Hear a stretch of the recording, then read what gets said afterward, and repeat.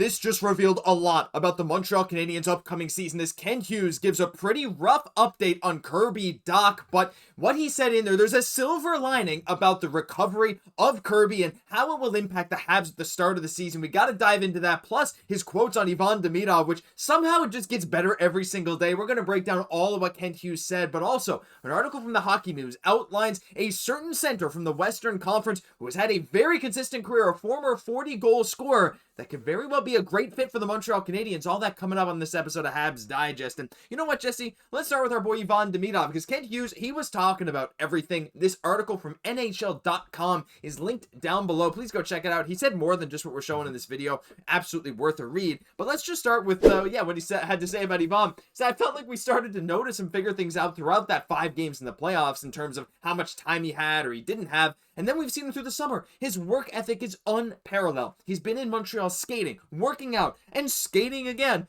like twice a day, 5 days a week. I'm trying to get him off the ice. We've seen this, Jesse. We've seen Ivan be out there doing some crazy stuff. It's clearly being noticed by management. And hey, Laine has been out there just as much as Demidov, but this wasn't the subject of Laine. Just to hear this kind of praise from our boy, it's very clear the vision we have for Demidov starting this season. I mean, they're impressed. We're impressed. I don't think it gets much better than this. And you have to feel like Demidov's goal, like, is he trying to be the best player in all of the NHL? Like, you have to feel like at least being one of the very best. Like, that's his goal right now. And it's shaping his entire process where he's just knowing, like, I actually have to train this much to get to my goals right now. And I mean, it's creating this great competition that we're seeing with these young stars, which really I'd ask, like, where can we find like a more talented, harder working young combo than Laine, Hutson, and Ivan Demidov in the entire NHL? I mean, there was a little bit of shots fired here where Kent Hughes said that he felt like Ivan Demidov's work ethic was just completely unparalleled here. And again, like, this is just like the stuff that we show on the show all the time, the clips of them at practice. Like, this is just the tip of the iceberg compared to what they're doing in the weight room, watching hockey. Laine Hutson coaching with the kids. Laine Hutson is for the children. Again, just their dedication to this game is just at a completely other level right now. And I think they realize that that's part of the mission and what they really need to do to not only achieve their goals, but also for the team. Yeah, it's all about the team, but also, like, again, having these guys, these individuals, like, it just feels like the vibes this offseason are off the charts. Every video we're seeing, quote we're hearing. I mean, there's another recent video about Dobson's offseason workouts. He got the red, white, and blue gloves already. There's so many great things. And yeah, Ivan Demidov's going to have a great season. And like, people are talking about the stats. Like, I saw this just before we started to record. Like, NHL Fantasy has him over under 26 goals. I think it could go even higher. But like, well, look, his work ethic, who knows, Jesse? Like you said, he might end up trying to be one of the best players in the league. I think it'd be crazy for him not to have a 30-goal season very soon. Leave your thoughts on Ivan Demidov and what Kent Hughes had to say, because it doesn't get much better than that. But we're going to take a quick pivot before we get to Kirby Dach, because there's been a lot of talk around Kirby Dach recently from some different sources. But anyway, we got to get into what Kent Hughes had to say. But before that, I want to give some credit to the Hockey News. This article also linked down below, as Michael DeRosa had some very interesting things to say on the front of a certain player out west in Jared McCann. He said, yet when looking at the Canadiens' current forward group, it's clear that they could use an upgrade at their second line center spot. Duh, of course, we all know that. Due to this, one player who can make a lot of sense for the Habs is Seattle Kraken forward Jared McCann. He's been in the rumor mill this offseason, just like he was leading up to the 2025 deadline. With the Canadiens' top 6 needing a boost, he'd be a major addition. And he's a guy we've mentioned before on the channel, Jesse, and look, his production is really, really good. You take a look at his career here. 44.7% on the dot this past year. You can see there's some seasons of wing, some seasons of center. But what you do notice is he scored 40 goals just a couple of years ago. This guy's been mid-20s in goal scoring, and his contract is not bad. Just $5 million for the next 2 years. What are your thoughts on bringing in a guy like McCann? And he doesn't fit that, face-off bill for a center that can really win a ton of draws. But at that cap hit, with that production, it definitely is a very interesting choice. Yeah, again, not like a ton of risk, which makes Jared McCann an interesting target potentially for Kent Hughes here moving forward. You have to feel, if you're Kent Hughes and Jeff Gordon and you're sitting at the cottage this summer, kind of, shooting the breeze with each other, you're saying to each other, like, there's more reasons to add to this team than reasons not to add to the Montreal Canadiens. We're thinking, of course, the playoffs last year. Ivan Demidov coming to this team, the emergence of Laine Hutson out of nowhere. Like there's some strong motivators and indicators that Kent Hughes will do something in the near future. We know that some of the contract implications are part of that. But again, with McCann, with considering what you probably be shipping out, isn't too much of an impediment even still. That being said, I think probably something much likely in the very upcoming weeks here going forward. Mm-hmm. The reason for that being, again, is that like there's only 2 years left on this deal, which for me is actually more of an appeal than anything else. It's really that sweet spot where you have somebody that can come in and fill the role. Yeah. While at the same time, like you're not limiting, you're not blocking out Xhekaj, you're just allowing him to develop properly. And like, this is a guy that could always potentially play on the wing as well. If Xhekaj was just ready ahead of time, there's just so much flexibility. Doesn't cost a whole lot. And I know Kent Hughes wants to get this right.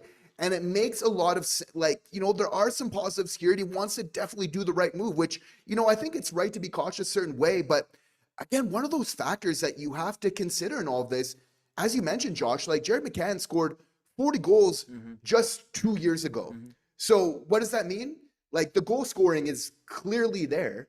And if there's anything we're starting to learn about Ivan Demidov rather quickly, is that not only can he score himself, but he has very good playmaking ability. So if you put him with a guy, with a center that can also score, I think you're probably raising his ceiling as well. 2 birds with 1 stone here going forward. So again, some very interesting news here if we're really weighing out the pros and the cons. Yeah, 100%. And, you know, this actually ties very well into the update we'll have on Kirby Dach now in just a second. And, you know, again, you're very right. Like a guy like McCann, who, you know, the Kraken have had, I don't want to say tumultuous last, you know, year or so, but it hasn't been the ideal spot for him to thrive. But I feel like, again, like, yeah, he is getting older. He's not young by any means, but he's 29. He's got 2 years left. He'll be 31. You're getting the tail end of his prime. There's absolutely a world where if he's playing alongside a guy like Ivan Demidov, he could get back to 25, 30 goals. Will he hit 40 again? Maybe not, but that prowess is there, and he can play some good power play if you want him on that second power play unit instead of a guy like Newhook maybe. You know, there's some question marks there, but at the same time, I think it's a very reasonable suggestion. So I want to hear your guys' thoughts on Jared McCann. It's a reasonable contract, but maybe on that same note, it might cost the Habs a pretty penny to get him because you know other contending teams for $5 million, a guy that has that 40-goal pedigree, you know, teams might want to be up in the bidding on him as well. But, you know, Jesse, I think that transitions well into what is maybe like, not the statement we wanted to hear from Kent Hughes. We've seen Kirby Dach skating this summer, and we have heard some reports that, oh, you know, he's really not fully recovered, but we knew he was ahead of schedule from his rehab. The question is, what actually is the timeline with Kirby? And Kent said this. He said, our hope is that he's ready to go, either start of the season or some point early the fall. And it's that or that gets me like, that's kind of tough, but there is a silver lining, like I said earlier. But we certainly have no intention of rushing him in any way. We need to get Kirby back when Kirby is ready to be back physically, and then be very mindful and careful with his return to play. So, you know, you can infer a lot from this. I know Kent wants to be vague on purpose, and for good reason, right? I mean, like, Kirby has been through so much, there's no need to put extra scrutiny on him. But this does really sound like, if he does come back for the start of the season, he'll be starting slow. Probably not 2C right out the gate. That's my one of the takeaways I have from this, Jesse, which again, maybe I don't think it necessarily accelerates our need to make a trade now because Kirby's not going to be ready for the start of the season. But it maybe makes it a little bit more of a consideration. I mean, how are you feeling after hearing this from Kent Hughes? I'm excited to see Kirby Dach regardless. It's seeming like maybe he's not going to get 2C right off the bat just to make sure they're careful with him. But what I do know now is maybe they're just going to hold him out until he is absolutely physically ready. Now it's your time, Kirby. Go prove it. All the doubters wrong.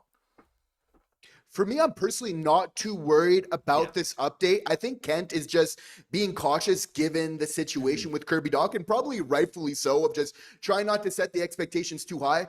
Just the reason I feel this way, Josh, is like, we've seen the tape of earlier this summer. Like, not only was he on the ice, he was skating powerfully. Yep. He was looking good. The crossovers were on point there. And, you know, I would really love to see, and I believe that if he is available for the start of the season and we don't have another 2C, we're looking at him right now. Yeah, like, if he's ready, they'll still give him that opportunity, not being said that, like, for sure, they're still going to look at other options if that isn't working 100% going forward here. And the thing about Kirby Dach is, like, I really hope that he's ready, just because obviously he gets a tough rap for being like injury prone. But I gotta say, Josh, like, if we think about Kirby Dach's game, isn't there like some elements where like he shows his toughness. Oh, yeah. Like, it's there, right? Like, it's a part of the game. Like, the way that he's able to protect the puck so well, like using his body, like he's willing to put his body on the line, protect the puck. That's one of like Kirby Dach's strengths. I think like also when you see him dropping the gloves, like for me there, like I'm never going to say that Kirby Dach's not tough. Yeah. Maybe unlucky for sure, but he's tough. And I want to see that more. I'm hoping that maybe even Slav can be like that good role model for him of just getting more engaged physically and how that can unlock other things going forward. Like, I would just totally love if Kirby Dach could just kind of shake that narrative of being injury prone, come in, play those 82 games very close, like really aim to play that full season and show that toughness that's a part of his game. Because I feel like if he does that, the talent's there, it's going to unlock, and that's a powerful player potentially for the Montreal Canadiens. That's why they haven't given up hope. You know what? I really like when you just mentioned like using Slav as an example, right? And not that Kirby doesn't know how to be tough, but it has to be tough coming back from multiple knee injuries to really be yourself physically, what you were a couple of years ago. And a guy like Slav who came into the league getting knocked around for a guy his size, right? Like for the first full season, he got knocked around a lot. He got knocked on his butt a lot. And so maybe doing what he did to get to that next level. Again, like, I know it's maybe crazy to say a guy a few years younger than Kirby could be a role model in a way, but I love that you said that because it just makes a lot of sense. The camaraderie on this team, everyone's been through different things, and even with Kirby, with a guy like Bolduc on his line, maybe that could help as well. There's so many different aspects to this. Really excited to see what Kirby Dach can bring this year, and the one thing that we know from Kent Hughes, Jeff Gorton management, we're not going to rush him back in, and when he's ready, he's going to be ready to go. They're ready to deploy him, and they still believe in him, and I hope you guys do too. Leave your thoughts on Kirby Dach. Leave some love for Kirby Dach down below. That'll do it for this episode of Habs Digest. If you enjoyed, leave a like, comment, subscribe to the channel. Thank you for tuning in every single day, all off season long. I'm Josh Gosse, my co-host Jesse Poirier. We'll catch you in the next one.